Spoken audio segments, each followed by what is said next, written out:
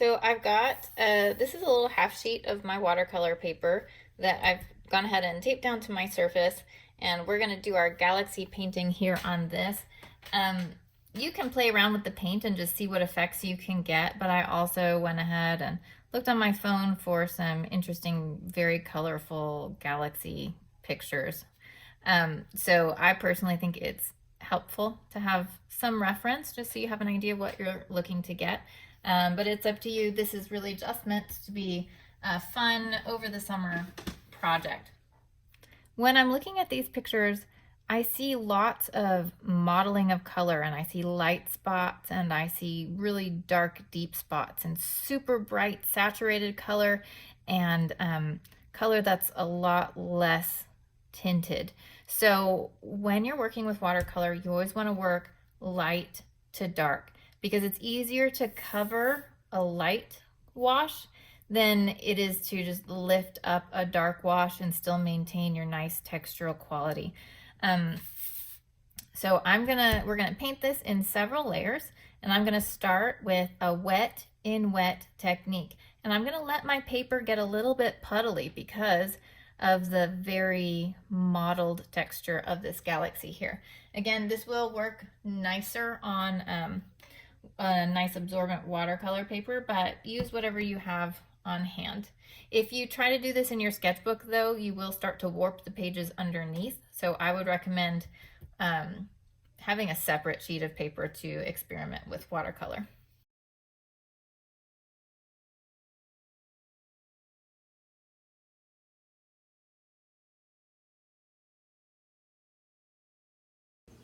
You can see here just how wet and puddly I'm letting my paper get because I want to make sure that that paint just spreads and forms its own little pigment clouds.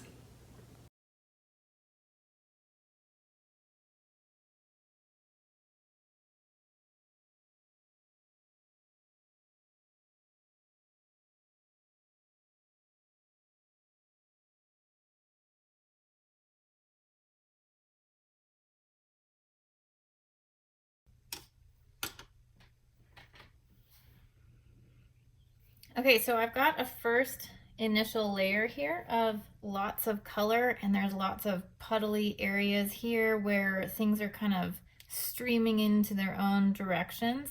And I want to preserve a certain amount of that texture without letting it all blend too much. Now, some of this will dry completely on its own and it will stay separated, but then there are areas where it will start to cloud a little bit more. And since in my Galaxy reference I see more distinct areas, I'm going to go ahead and use the hair dryer and dry this up. All right, now I've gone ahead and I have dried the picture, and you can see how nicely everything is starting to kind of come together in these pigmented clouds everywhere. In some of the areas where it was really pooling a lot, I went ahead and took my paper towel and I dabbed it up.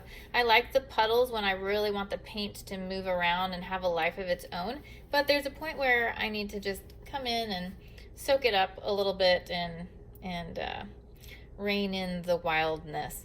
So I went ahead and soaked it up, dried it with the hair dryer, and now I'm looking at my reference again. I've got light areas of color, but now there are these areas of super bright pigmented color. So I'm going to go ahead and come back in and add some pooled areas of that, but I'm not going to get the whole page wet this time like I did previously.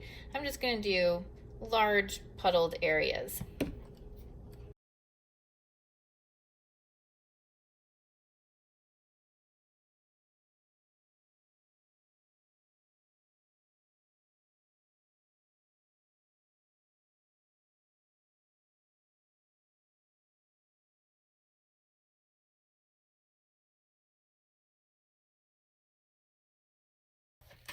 All right, now I've got lots of modeling happening in my paint here, and I want to kind of preserve it. So I'm going to blow dry it again, but this time I'm going to use the low setting, because if I use a high setting with all of these puddles here, I want to keep the pigment. So I'm not going to soak it up right away, but I'm going to use the low setting so I don't push everything too much into it all. If you have some India ink at home, that makes just the most beautiful clouds of deep dark black.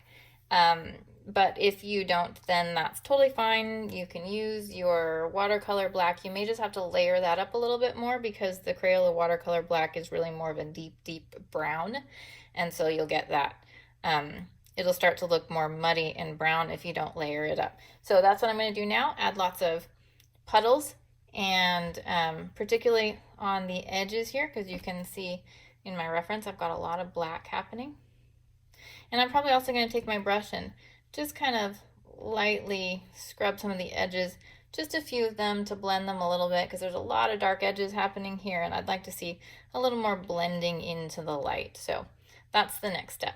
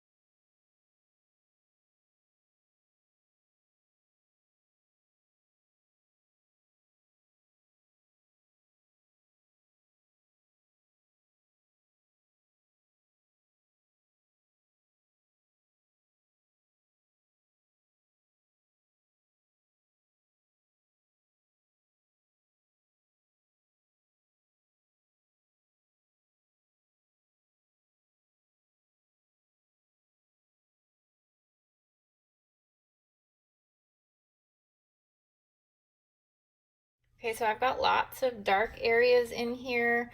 I might continue to add just a couple more spaces of that dark black in here.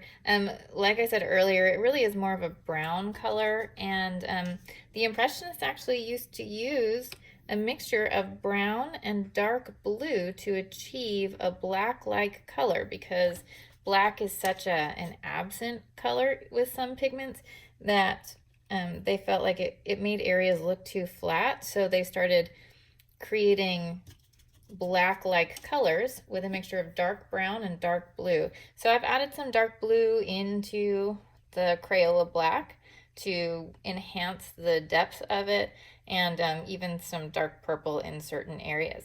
Now I'm going to go ahead and blow dry it. I'm going to come in here, and I've been sitting here scrubbing at the white to get lots and lots of pigment on this. And now I'm going to just take this is an old toothbrush,